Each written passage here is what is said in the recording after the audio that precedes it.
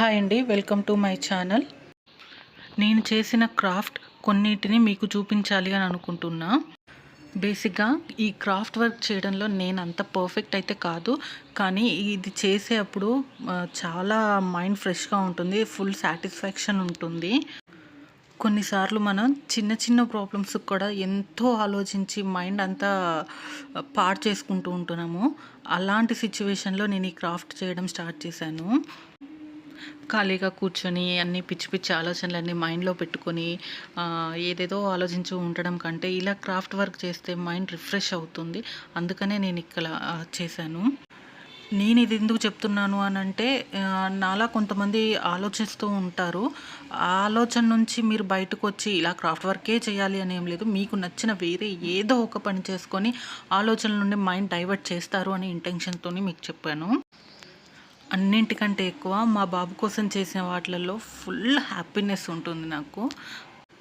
ఇది మా యానివర్సరీ అప్పుడు చేసింది. మా అన్విక్కి 3 years భోగి పళ్ళు పోసాము. ఫస్ట్ టైం చూసినప్పుడు అది చేశాను.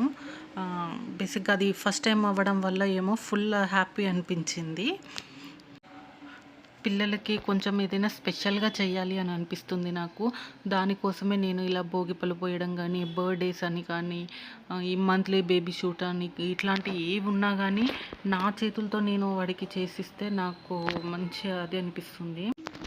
వినాయకుడు మండపం కానీ, వరలక్ష్మి రథం అప్పుడు డెకరేషన్ కానీ నిజంగా అదైతే ఎక్స్పెక్ట్ చేయలేదు నేను, అంత బాగా వస్తుంది అది అని. ఇది నా ఫస్ట్ క్రాఫ్ట్ వర్క్. ఇదైతే అసలు మర్చిపోలేను నేను. చాలా మెమొరీస్ ఇచ్చాయి ఇవి నాకు. ఇవన్నీ చేయడానికి నేను కొన్నిసార్లు తిట్లు కూడా తినాల్సి వచ్చింది ఇంట్లో. ఇప్పుడు అవి చేస్తూ కూర్చుంటావా అని. ఇది మా బాబు సెకండ్ బర్త్డే అప్పుడు డెకరేట్ చేద్దామని చెప్పి చేశాను. ఇవి చాలా బాగా వచ్చాయి. వీటన్నింటిలో కూడా ఇది నాకు అన్నిటికంటే ఎక్కువ హ్యాపీనెస్ ఇచ్చింది, చాలా బాగా నచ్చింది. ఇది మా పాప ఫస్ట్ బర్త్డే డెకరేషన్. వీటి కోసం చాలా అంటే చాలా కష్టపడ్డాను నేను. అందుకే నాకు అంత నచ్చుతాయి ఆ ఫొటోస్ అవన్నీ.